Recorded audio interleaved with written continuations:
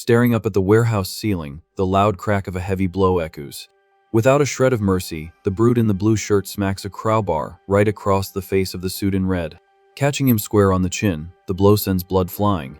Grabbing the defeated man's collar, the attacker furiously screams, asking whose money this is and if he's got a death wish.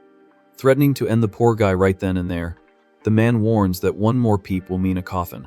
But instead of crying, our MC cracks a sadistic smile with his bloody mouth and asks if the villain thinks he's some kind of idiot. Totally in shock, the goon's eyes go wide, not understanding a thing. Suddenly turning the tables, the kid grabs his rival's shirt back and mocks him for whining over some cash. Screaming at the top of his lungs, our guy curses the psycho out, telling him the money isn't his anyway.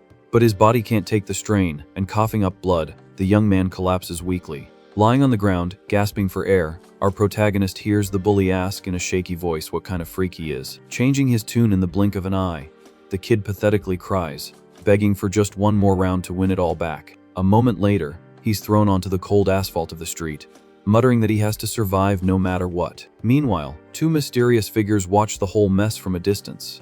Noticing the fakeness of the scene, one of them wonders if the kid is starting to believe his own lies from acting so much. Visibly shocked by the display, the guy in the cap admits the kid is a true genius of the hustle. Cutting to the next day, the blue sky shines as a construction crane appears in the background. Hands in his pockets, our protagonist reveals he's 30 years old as he walks through the crowd. Seeing life as a never-ending bore, he's interrupted by a smiling couple asking him to take their picture. With a completely blank expression, the guy takes the phone and snaps the photo without a hint of enthusiasm. Just ahead, a little girl is crying her eyes out in the middle of the street, looking for her mom. Automatically helping out, the kid hands the child something and gets a cute thank you in return. Just then, a buff bald guy bumps into him and immediately starts yelling, asking if the guy is blind. Eye to eye with the Hothead, Taeju reflects that he can't seem to tap into feelings like anger or sadness. Ignoring the threat of a beatdown, our MC simply turns his back and walks away in absolute silence. Frustrated with his own mind, he puts a hand to his face, realizing he's forgotten what real emotions feel like. Facing a construction site, the guy confesses he's jealous that he can't even feel his own heart race anymore. Deciding he needs a change of scenery, he pops up at the bus terminal and immediately buys a ticket straight to the capital. Flicking a lighter on and off, an extreme idea begins to form in his head. Relaxing on a bench while staring at a bungee jumping tower, the guy wonders if he expected too much from this adventure. Bored with his routine, our guy takes a drag from his cigarette and laments another completely wasted day in his gray life. Remembering the pointless argument with the bald guy from earlier, he confirms picking a fight doesn't solve anything. With the cigarette butt between his fingers, the guy admits he only started smoking to try and feel like a rebel. Plummeting from a 63-meter bungee jump, the promised adrenaline rush just completely missed him. Frustrated as he looks at his own hand, our guy recalls a doctor's diagnosis, ruling out psychopathy, and tries to understand what his problem is. In the middle of this existential crisis, our MC's attention is stolen by an old man covering his face near a bench. Sitting down nearby, the guy hears the old-timer desperately ask if he's seen a lost wallet on the ground. Straight to the point, Taeyu shakes his head, denying any clue about the object. Stressed out of his mind, the old man vents that the situation is a disaster because his nephew is getting married the next day. To make the unlucky situation even worse, the geezer whines that he also lost his phone and is completely stuck in the city. In a pleading tone, the man says he absolutely has to find a way to travel to Seoul before nightfall. Catching the perfect coincidence in the air, our protagonist's eyes widen as he confirms the old-timer's destination. Without a second thought, the kid offers to pay for the ticket out of his own pocket. Right then and there. Aware this could all be a classic bus station scam, the kid ignores his suspicion and accepts the man's over-the-top gratitude. Now settled into the seats of the executive bus, the guy focuses on his mission to try and feel empathy for the old man, no matter the cost. Focused on the new secret gig he lined up for the weekend, the kid hopes this stop will provide more of a rush than that disappointing jump. Like a flash in his mind, our protagonist deletes the idea of committing crimes after imagining himself in a prison jumpsuit. Because of the loan shark's card in his hand, the guy understands that intentionally breaking the law would be crossing a line. Cutting through the kid's twisted thoughts, the old-timer suddenly advises him to forget the idea of messing with loan sharks just because he's bored. In a sudden leap, the old man asks for his seatmate's hand, promising a free fortune-telling session. Giving him no chance to escape, the man grabs the kid's palm and immediately starts analyzing the lines. Completely baffled by the stranger's nerve, Tae-ju stares at the old guy, trying to figure out what the catch is this time. Staring at the traveler's concentrated expression, the MC swears the guy has some bizarre mind-reading power. Shaking his head pitifully, the amateur psychic blurts out that the young man has an aura of pure tragedy and sadness. Annoyed by the unsolicited analysis, the kid demands a clear explanation for that nonsense talk. Bizarrely, the old man flashes a creepy, wrinkled smile and guarantees that the secret to success is to just smile. Firing back at the motivational tip, the guy says he'll only show his teeth when life gives him a good reason to. Right in the kid's face, the man points a dirty finger and repeats the exact sentence the kid had just formed silently in his mind. Laughing his head off at the other's shock, the old man teaches him that true joy appears when a person forces themselves to smile. Not giving up on the game, the geezer challenges our protagonist to try and crack a small smile right there on the bus. To get a reaction out of the guy, the old-timer pulls the corners of his own mouth with his fingers, making the goofiest face possible. Defeated by the silliness, our MC can't take the pressure and lets out a faint smirk. Celebrating his victory, the excited man offers to teach him the ultimate secret behind that expression. Tapping his own cheeks, the old guy guarantees that memorizing that face will be the key to the kid's salvation in the future. Through strange arm movements, the old man teaches a crazy technique of sucking in energy with the right hand and releasing it with the left. Tired of the theatrics, Tae-ju goes back to a stern face, judging his travel companion as a complete nutjob. Putting a finger to his lips to signal a secret, the old prophet mysteriously says the answers will come at the right time. In a swift hand motion towards the kid, something surreal begins to happen inside the bus. Taking over the entire scene, an absurdly bright white flash blinds the protagonist for a second. Confused by the situation, the guy blinks, dazed, and wakes up leaning against the window glass, not understanding a single thing. Searching for answers, he runs his hands over his clothes, looking for any trace that the bizarre conversation actually happened. Cutting through the kid's thoughts, a loud voice echoes down the aisle, calling out to the passengers. Leaning over the seat, the stressed-out driver announces they've reached the final stop in Seoul and tells them to get moving. Almost falling asleep, our guy gets up and asks if the old man who was sitting next to him had already gotten off. Shocked by the question, the driver replies with a startled voice that the seat next to him was empty the entire trip. Confused by the situation, the guy stares at the empty seat that has been that way for the whole journey. Just then, he notices a wad of cash left on the seat and remembers the driver telling him to grab the money and get up. Now in the terminal lobby, the kid walks through the crowd, still in a bit of a daze. Holding the cash in his hand, our guy wonders if he was possessed by some weird spirit. Immediately, the mysterious figure of that old prophet comes back to haunt his mind. Despite the massive shock, it all lasted just a fraction of a second inside the bus.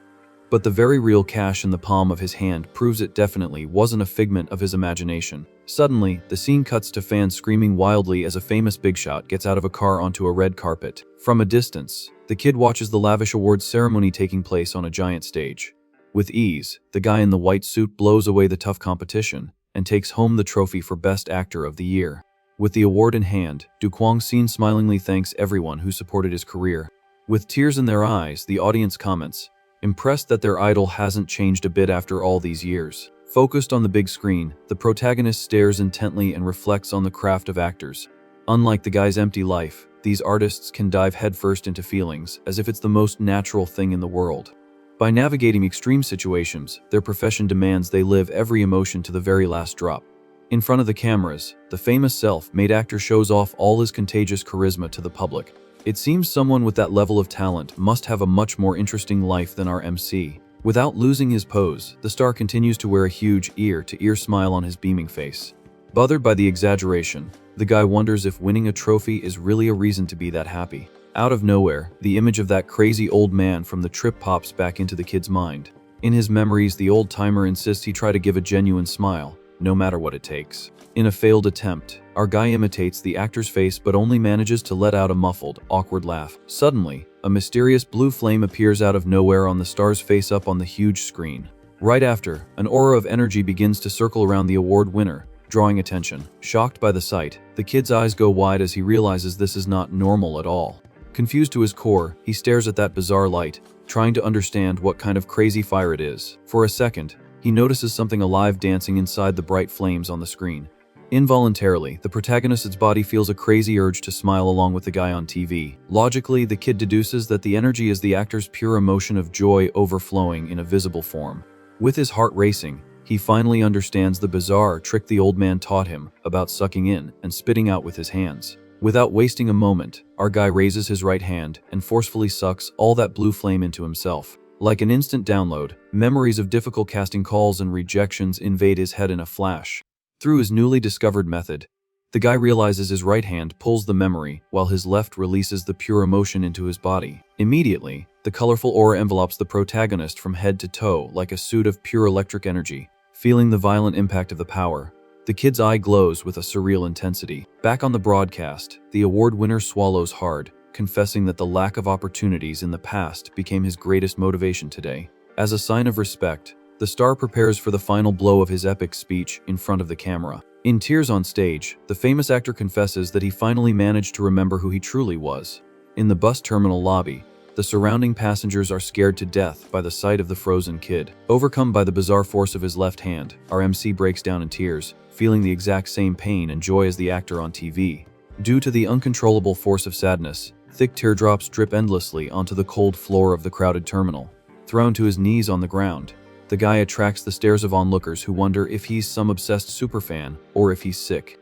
At that moment, concerned whispers spread through the crowd, already thinking about calling for medical help for the poor guy. To calm the confusion, a local employee quickly kneels down and asks if the young man in the suit can get up on his own. In a complete outbreak of real feelings, the kid mixes crying with laughter, ignoring everyone around him. With a soaked face and a disturbing smile, the protagonist exclaims to himself that this magic is just too insane. 3 days after the incident, the guy stares at his own hand, on fire, in his bathroom mirror. At that moment, reflections of that mysterious energy light up the room's tiles, revealing the control he has gained.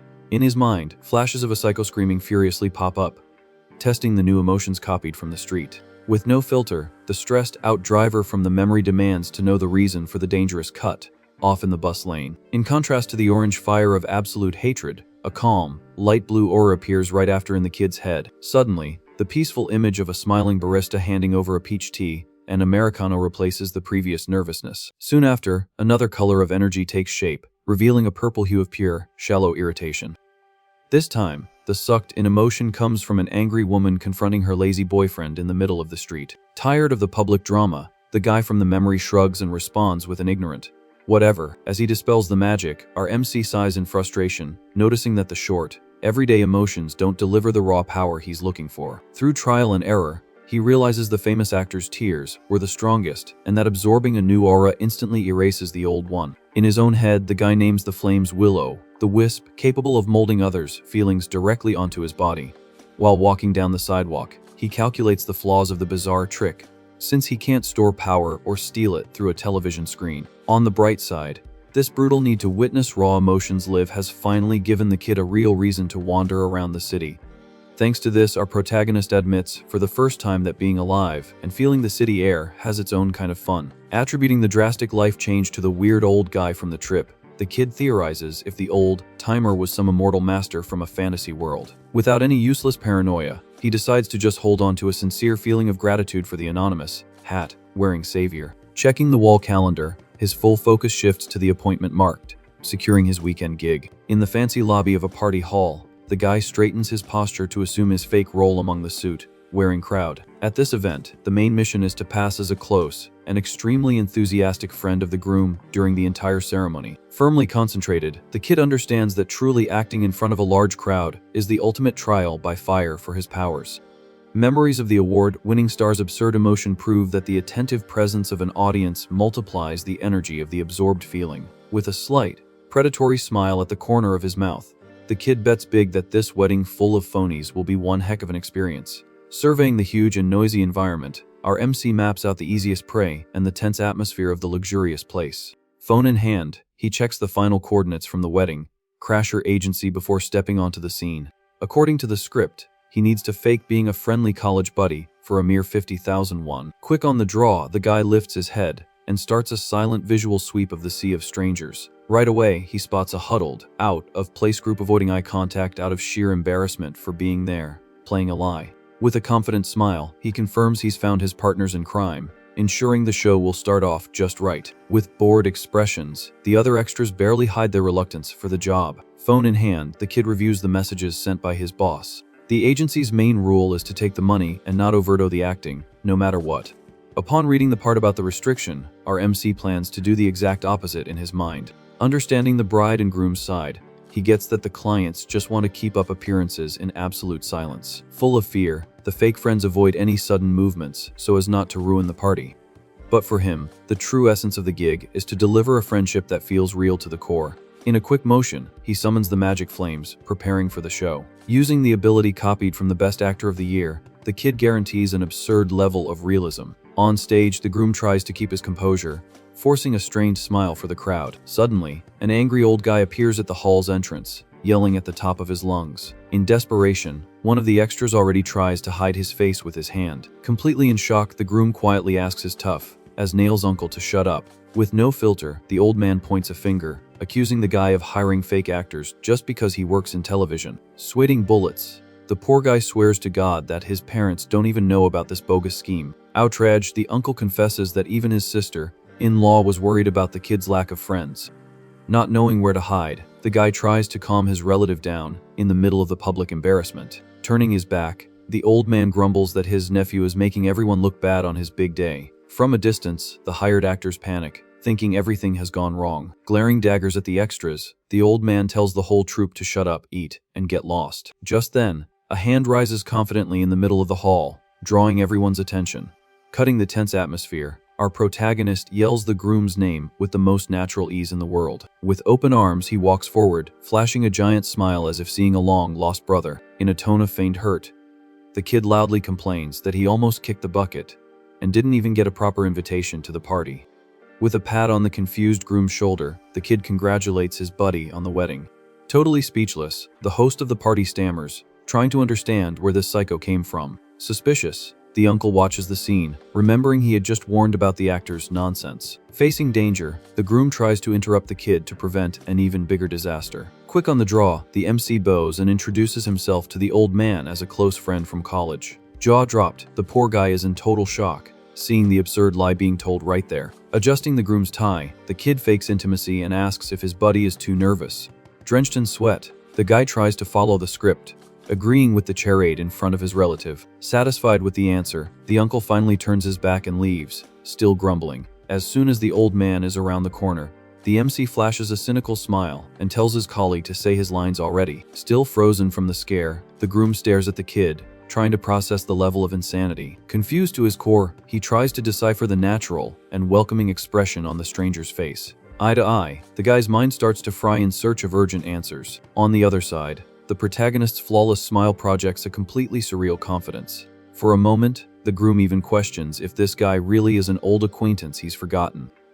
With a hand on his chin, the poor guy tries to remember if he knows this weirdo from somewhere in the past. Focusing on the kid's features, he racks his brain without any success. Far from it, the annoying uncle watches the pair, seeming to have bought the lie completely. With no way out, the groom's brain works overtime to not ruin his own ceremony in front of his family. On the other side, the guy's mother smiles, relieved, easily falling for the fake friend's story.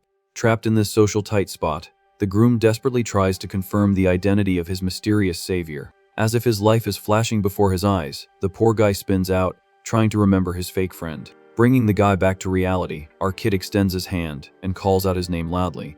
In a friendly gesture, the kid says goodbye, telling him they'll bump into each other later at the party. On reflex, the groom shakes the MC's hand at the exact moment it clicks. Forcing a grateful smile, the host of the party thanks him for his life-saving presence, purely on improv. Thanks to this flawless performance, the crisis with the old uncle is resolved in the blink of an eye. Satisfied with the result, the protagonist discreetly dissipates the magical energy through his hands. Cutting to the altar, the beautiful bride appears, smiling, at the official wedding ceremony. Charmed, the groom returns the look, feeling immense relief that everything is going well. Together on stage, the two are finally declared husband and wife in front of all the guests. Immediately, the crowd starts clapping, congratulating the newest couple in town. In the middle of the hall, strong, heavy claps echo much louder than the others. With his arms in the air, our MC applauds enthusiastically, delivering his extra service with flying colors. Impressed by the energy, the wife comments to her husband how lively his side of the seating is. Blending into the crowd, the kid maintains the pose of a proud best friend, without faltering for a single second. In response to his wife, the guy nervously agrees that the fake guests are really delivering a convincing performance. Curious, the woman whispers, asking who that super excited guy in the front rows is. Pointing discreetly, she focuses on our protagonist, who continues to clap nonstop. Swallowing hard, the groom tenses up again, not knowing how to justify that over-the-top presence. In an attempt to distract his wife, he swears he'll explain the whole story in detail after the party. In his own mind, the guy realizes with a fright that the fake friend has fooled his mother, his uncle, and now his wife. Far from there, the kid displays an expression of pure tranquility, completely owning the character. Panicking, the host of the party tries to convince himself to stay calm, since the event is in its final stretch. With a deep sigh, the poor guy repeats to himself that it's not worth freaking out over an extra he doesn't even know. On the microphone, the host draws the attention of all attendees for the final remarks. Smiling, the woman announces the end of the phase of emotional and funny stories about the bride. With the entire hall paying attention, the stage becomes the center of attention at the luxurious event. Turning to the groom, the master of ceremonies jokes, pointing out how he's smiling from ear to ear with so much happiness. Awkwardly, the guy lets out a light, restrained laugh, trying to get into the playful mood without showing his desperation. With a completely mischievous look, the host sets the stage to launch a big final surprise for the newlyweds. On stage, the host announces that the groom's side can't be left behind in the tributes. Completely surprised, the guy's eyes widen, not knowing what to do. Getting desperate, the poor guy thinks, "What's this crazy talk about being popular in college?"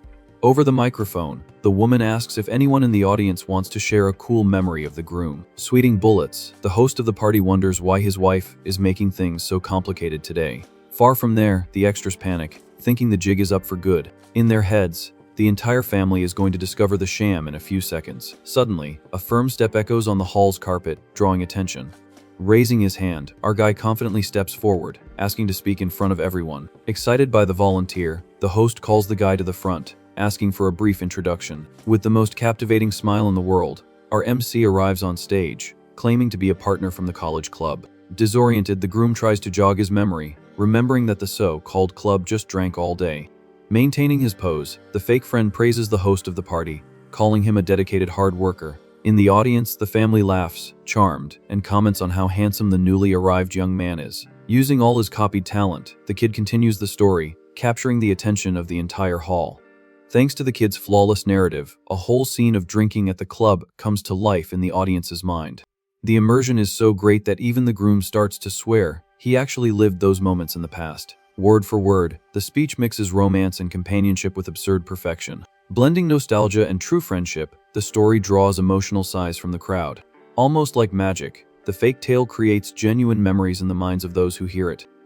Thanks to this, the groom who thought he was lonely starts to believe he had a wonderful youth. Staring at his fake partner, the host of the party feels his heart genuinely warm up. Faced with the beautiful words, he finally realizes he wasn't alone back then. With a trembling voice, the guy whispers the name our MC made up seconds ago. Closing the speech on a high note, the kid congratulates the couple with the greatest charm in the universe. At that same instant, the groom can't hold back his emotion and lets a tear fall. Yelling the fake name at the top of his lungs, the crybaby thanks his partner from the bottom of his soul for being there.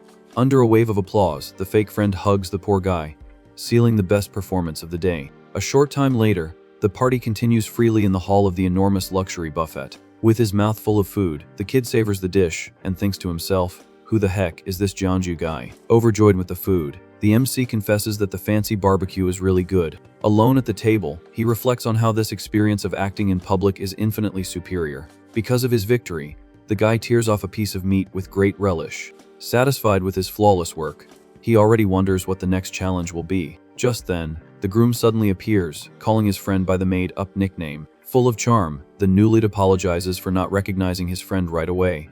With a straight face, the host of the party lies that the hooded jacket messed with his visual memory. Laughing heartily, he invites his partner to drink those bottles of soju, just like they used to. Caught in his own web of lies, our MC loses his friendly smile in the blink of an eye. Bowing in a sincere apology, he realizes he can't maintain the charade offstage. Confused by the abrupt change in mood, the groom loses his relaxed pose. Right behind him, the bride's eyes also widen, not understanding the strange atmosphere that has formed. Without giving an explanation, the kid turns his back and quickens his pace, wanting to disappear from there as fast as possible. On his way out, he almost bumps into a guest in his haste to escape. With a shallow apology, the guy focuses only on getting out the front door.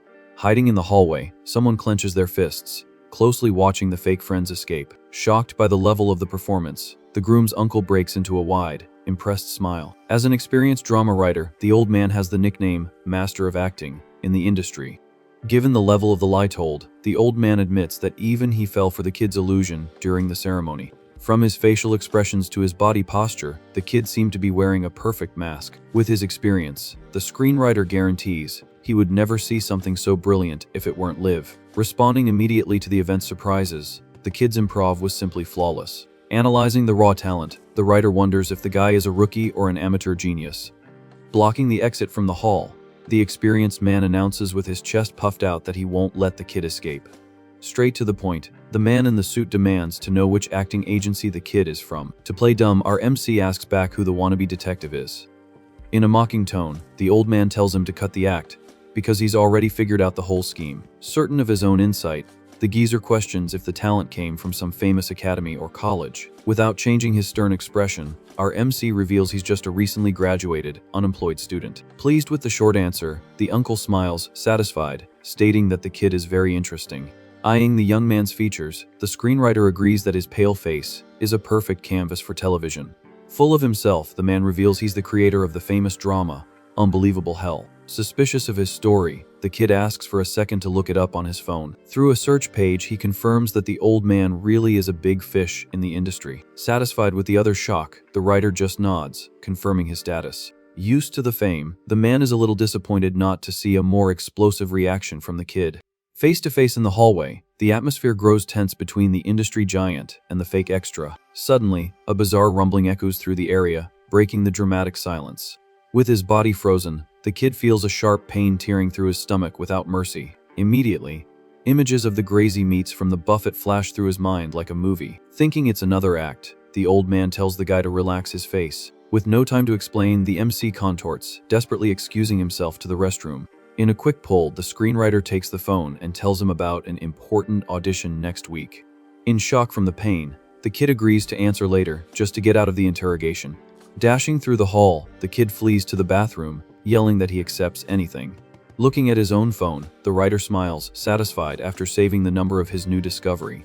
In a quick call, the old man celebrates, saying he's finally found the perfect face. Over in the bathroom, the protagonist groans in pain, writhing in a private stall. When the crisis passes, the kid checks his phone and sees a message popping up on the screen. Thrown on his couch at home later, he reads the message from the agency and realizes he's been fired. According to the message, the client complained a lot about the over-the-top commotion the fake friend caused at the wedding. Blaming his own enthusiasm, the MC admits that his excessive acting ruined someone else's party.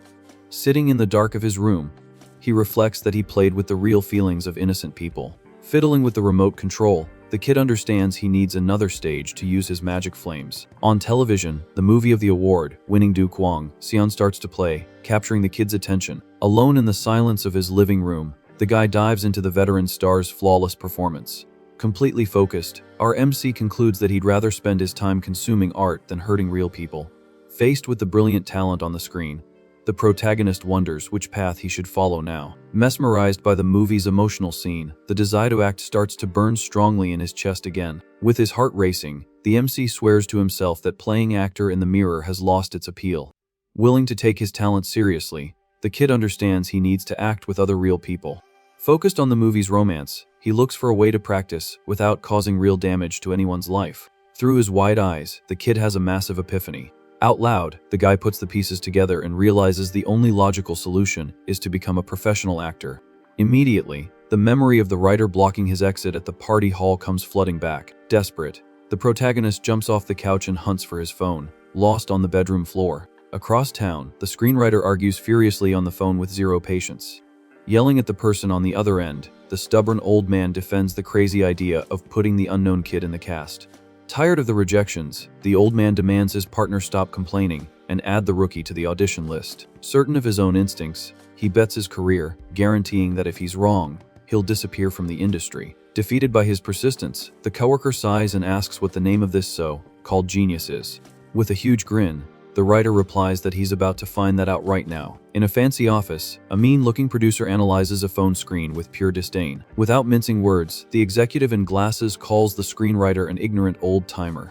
At that exact moment, the producer's phone lights up with a direct call from the old man. Shocked by the audacity, the old producer can't believe they hung up right in his face. Holding the device, the man curses under his breath, seeing the call ended on the other end. Fuming with rage, the screenwriter calls again and yells, threatening to end his colleague, if that was on purpose. On the protagonist's end, the kid finally answers the phone and confirms the contact of the famous writer. Straight to the point, the kid ignores the old man's drama and just asks where and when the audition will be. Firm in his decision, our MC announces once and for all that he wants to get into the acting industry. Surprised by the quick attitude, the old man smiles, confessing he didn't expect a call so soon. Cutting to the day of the audition, several nervous candidates crowd the entrance of the recording studio. In the middle of the agitated crowd, an atmosphere of competition and tension completely dominates the environment. With his hands in his pockets, the screenwriter finds his producer partner and reinforces his request to give the kid a fair chance. Out of patience, the executive in glasses cuts him off and flatly denies the request. Enraged by the stubbornness, the writer grumbles, asking how many times he needs to say that the rookie is a genius. Putting his foot down, the boss argues that the final candidate list is already closed and there's no way to change it. Trying to bargain, the old man asks for just a quick spot, saying that if the guy is bad, they can send him packing that very minute. Pulling the ultimate rank, the old man points to his own chest and yells that he's the writer of this stupid show. Defeated, the screenwriter whispers a plea for his friend to find a way to sneak the kid into the audition. Tired of the mess, the producer mutters that as long as the ratings go up, he'll do anything. Inside a sophisticated restaurant, a man in a suit analyzes the show's script while having a drink. From the printed paper, you can see the title, Gray City, with his old partner's signature. Charmed by the story, the man praises the quality of the text and asks if the author has recovered his magic touch. Shyly, director Jun confirms that the new script really did turn out very well. Exaggerating the compliments, the big boss swears this story is even better than their last hit. Modestly, the producer thanks him for the comment but looks away to not drag out the conversation. Suddenly, the man in the suit slides a thick bundle of cash wrapped in an old newspaper across the table. Confused by the blatant bribe, the director remembers he had already given his bank account number. With a cynical smile, the man in the suit downplays the stack of bills, saying it's just some pocket money for transportation. In an almost threatening tone, he says the amount is nothing compared to the effort of finding a good rookie actor. Disguising the dirty move, the man in the suit asks that the deal not become a source of gossip. Reading between the lines, the producer understands the bribe is to keep the auditions and the favorites in a closed circle. Bothered by the shady business, the director questions if this has to do with sticking Kim Ha-won in the supporting role. Happy about their mutual understanding in corruption, the boss smiles and suggests more partnerships in the future. Showing a frightening grin, he tells his partner to relax and not feel any pressure in his choice. Outside, the director in glasses sighs, holding the envelope with a heavy heart. In his head, Kim Won's profile reappears, demanding a high price for his casting. Due to market pressure, the millionaire agency owner in the suit is pushing hard to shove his own idol into the cast. This contested role is for the character Oh Dae-bak, a gambling, addicted psycho who steals the show in the crime drama. To sum up the mess, the goal is to ensure this intense role gets permanently etched in the public's mind. Focused only on profits, the agency president knows that talented and memorable actors bring in a lot of money in the end.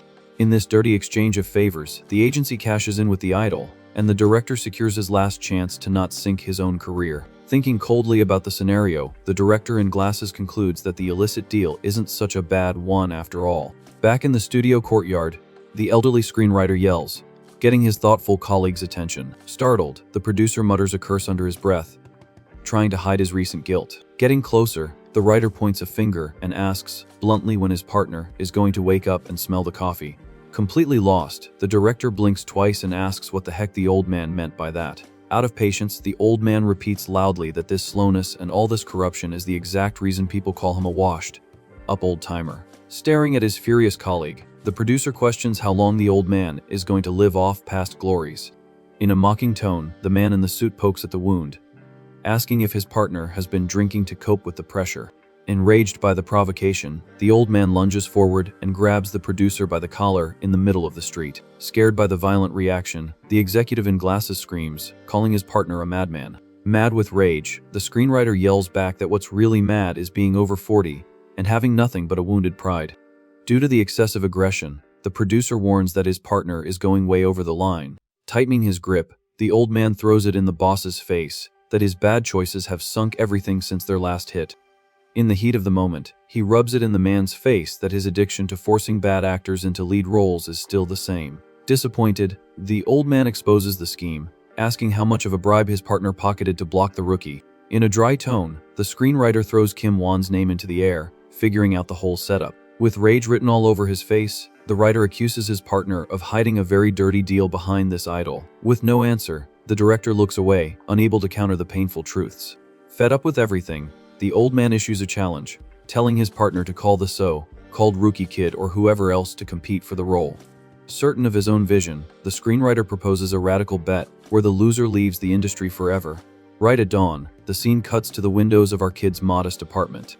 In front of his bedroom door, the kid gets ready for the most important challenge of his life. In a dark room, sunlight begins to invade the humble space where the kid lives. In the bathroom mirror, the MC adjusts his jacket, focusing on maintaining a good appearance for the audition. Once his look is finished, the guy gives his reflection one last check before facing the street. Grabbing his worn-out backpack, he adjusts the accessory on his shoulders and takes a deep breath. In the kid's hands, a wad of cash taken from an envelope reinforces his savings. Looking at the money, the kid confirms that it should be enough as an emergency fund if everything goes wrong. He leaves the building through the front door and immediately walks briskly towards his destination. With a firm pace, the kid's worn-out sneakers mark his race against time. Now on the busy sidewalk, the guy runs after a ride in the middle of the city traffic. Sticking his arm in the air, he signals for help from the first car that appears. Immediately, a yellow taxi stops and the MC jumps in, running so as not to lose a single second. Upon getting in the car, the suspicious driver eyes the kid's simple clothes and asks if he has money for the ride. In a dry tone, the kid confirms that he does, ending the interrogation and cutting the small talk. Right after, he announces his destination, asking to be taken directly to the famous Kang Xlang casino. At the dealer's table, chips and cards dominate the scene of the crazed gambler. Focused on luxury, the giant roulette wheel spins, mesmerizing anyone who dares to join the game. Next to the tables, the slot machines flash brightly, attracting the resident addicts. Wishing a warm welcome, a background voice tries to please the customers of the clandestine casino's underworld. In the dark lobby, our protagonist enters with his hood up and a vacant stare, looking completely lost in life. Observing the madness, the kid assesses that the crowded environment is even more chaotic than he imagined. From top to bottom, the place is boiling with desperate people betting everything at dozens of colorful tables. Aware of his mission, the kid takes off his hood, revealing a tense face focused on his victims. In the MC's mind, the crazy instructions from the old man at the bus station about sucking in emotions return like a flash.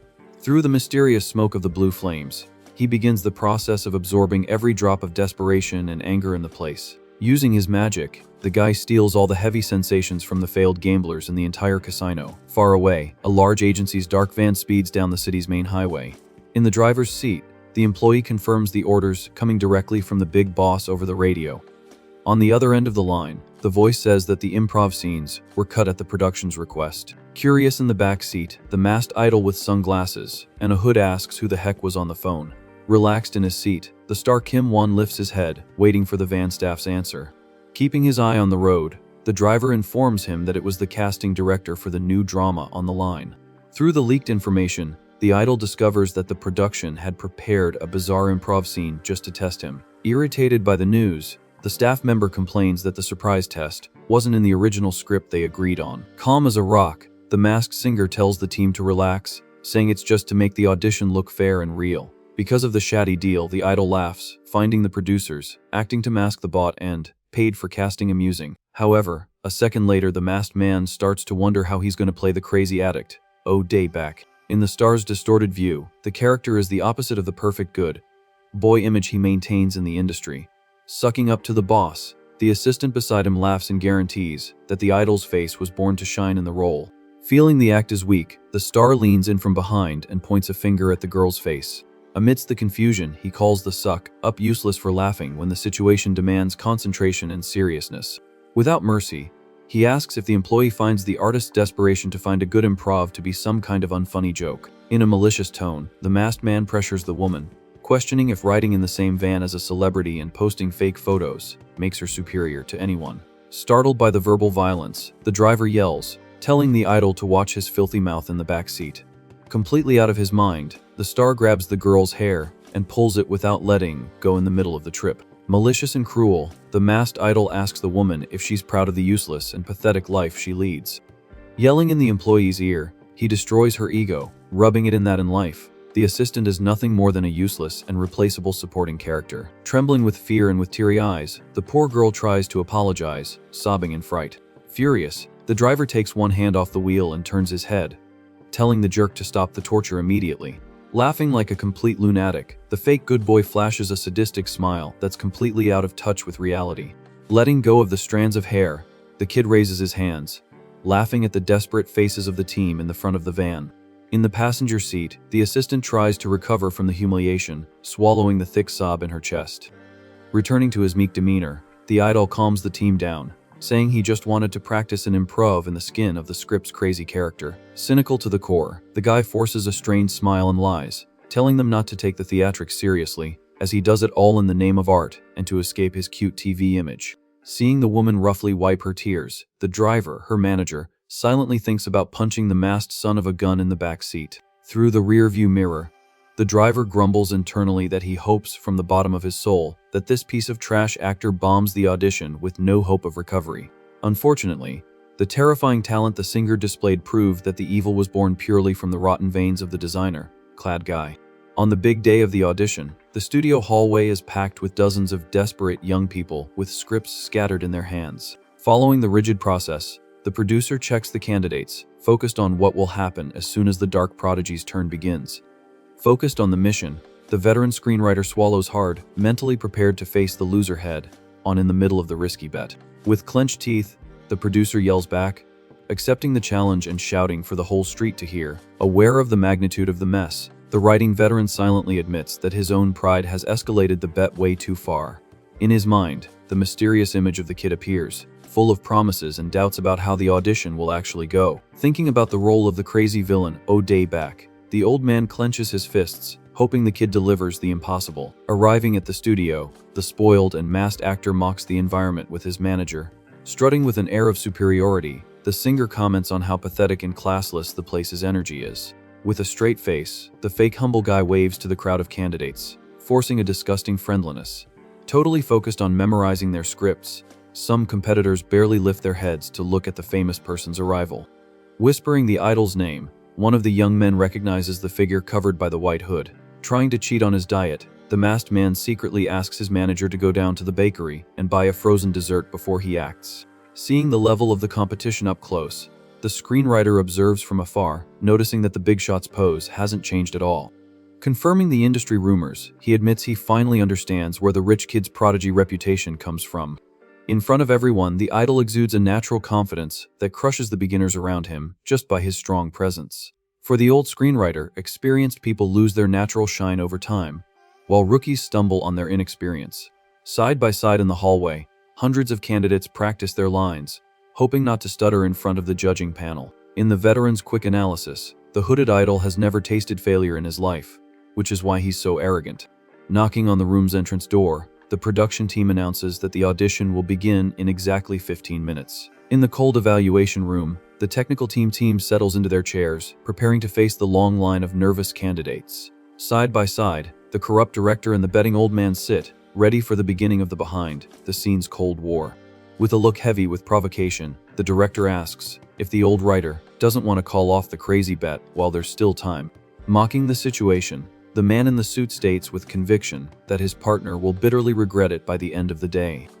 At the door, the candidates huddle, sweating bullets before entering the definitive room, and the tension cuts through the air. Without flinching, the veteran screenwriter holds his gaze, stating that the mysterious kid will go head-to-head with the bought and paid for star. Pushing for answers, the director tells the old man to stop acting tough out of pure blind pride. Confident to the bone, the corrupt producer knows he has the idol's money guaranteed in his pocket for the prominent supporting role. Certain of his own victory, he knows the old-fashioned geezer would never find a diamond in the rough capable of dethroning the perfect little singer. When the door finally opens, the producer gasps, startled by the sinister figure that cuts through the smoke from outside the room. Combining all human flaws and tragedies into a single body, a broken young man crosses the threshold, looking like a living ghost. In the blink of an eye, the room's light doesn't illuminate the man's face, which seems to suck the energy out of the room into an empty darkness. From the back seats, The director watches the shadow walk with a drag, in the pure essence of living fear and desperation.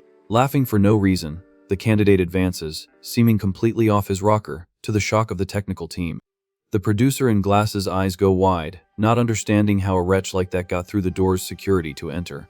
Smiling confidently in the back, the screenwriter recognizes his own mysterious kid and figures out the brilliant move of his interpretation. Much worse than a smelly homeless person, the guy emits a heavy and dark energy that terrifies anyone who looks him in the face. At the evaluation table, one of the judges shivers with disgust, internally begging not to have to touch that abomination. Outside, the masked man adjusts his glasses and silently agrees that the psycho walking down the hall has completely lost his mind. Outraged by the bizarre scene, the director stands up and yells, asking what the idea is of bringing this trash into the studio. Trying to smooth things over, the old man stands up with a fake laugh and is thankful that the kid at least arrived on time. Not letting up, the producer demands that the extra go wash up so he doesn't stink up the fancy studio room before the real audition. With a red, dull gaze, our protagonist doesn't react, slowly turning his head like a zombie to face the table. Receiving a direct order from the boss, the guy nods with a weak grunt and shuffles out to try and clean up his dirty appearance. Minutes later, the second candidate desperately screams the rehearsed script, wanting to please the suits with his exaggerated shouting. Immediately, the team thanks him for his effort and rejects the beginner without mercy, stamping another failure on the young man's resume. In a new audition, a random actor with a rubber hammer in hand forces a ridiculous villain scene, trying to imitate a horror movie. Completely impatient, the director vetoes the tacky performance, cutting short the chance of the poor guy who thinks he's a professional in the middle of the scene. Panting, the next guy tries to deliver suffering, falling to his knees to try and give it his all in the evaluator's room. With a hand on his stomach, candidate number 12 begs and suffers, crawling on the floor, simulating agony. Clenching his fists on the table, the old screenwriter stamps another ruthless elimination, rejecting yet another forced performance. Analyzing the clipboards, the producer grumbles about the heavy artistic vision his old partner insists on applying to the work. In the creators' minds, the series focuses on the noir genre, where brutal violence and cruelty replace any teen drama glamour. Scribbling on the rejected papers, the writer is sure that cheap screams and cheap violence don't make anyone a brilliant actor. Firm in his own conviction, the old man assesses that no one there truly understood what it's like to sink into the desperation of darkness. For the story's creator, the true mark of a cursed character isn't in the muscles, but in the essence of their own failure. Without the natural ability to convey pure rage in their eyes, the script's fights and injuries become shallow and bland in the final product. In the midst of this tide of mediocrity, the veteran confirms that the pale-faced rookie was the only bet capable of revolutionizing everything. Scribbling on the paper, the focused man in the suit thinks to himself about the huge and broken ego of the stubborn old man.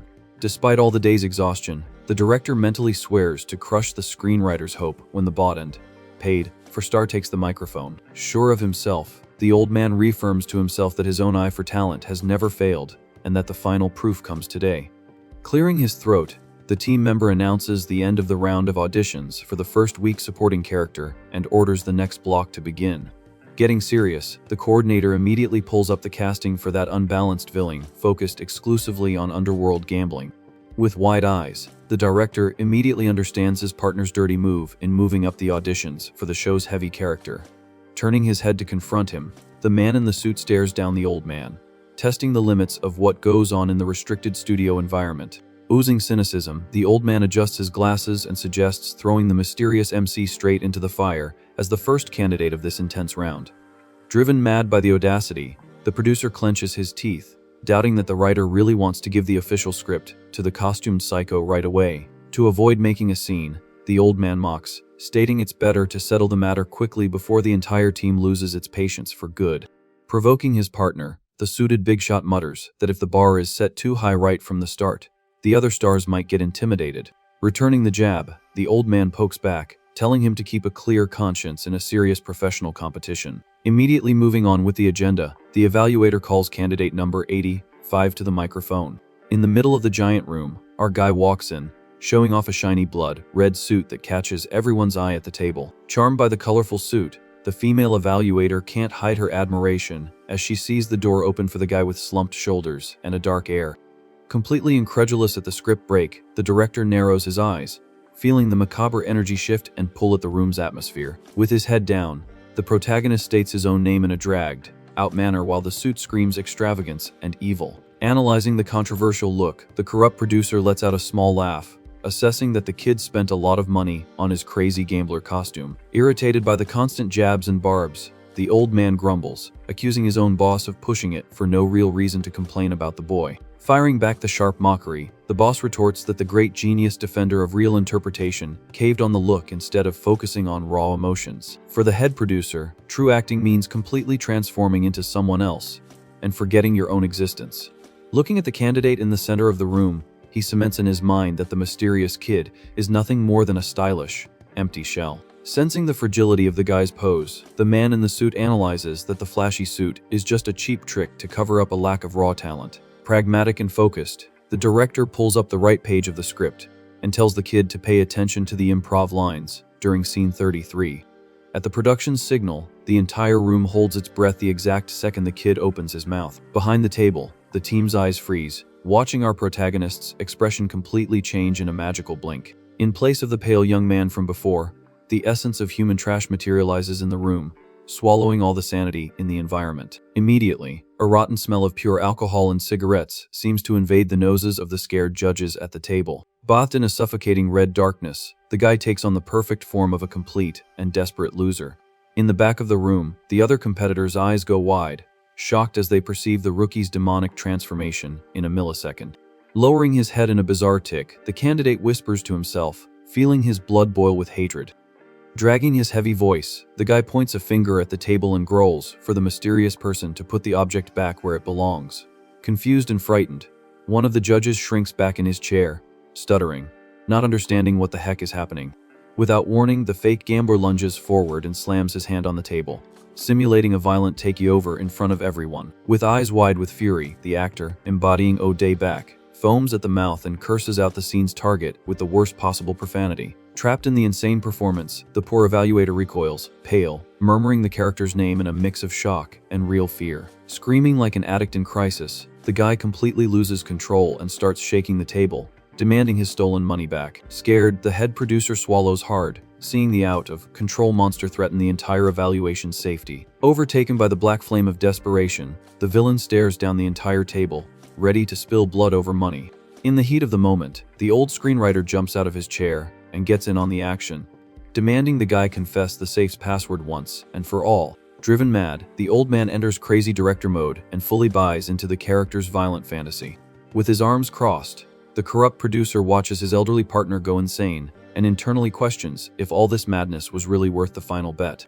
Tossing papers in the air and banging on the table, the violent performance sweeps the room, creating the best immersion ever seen in the entire agency.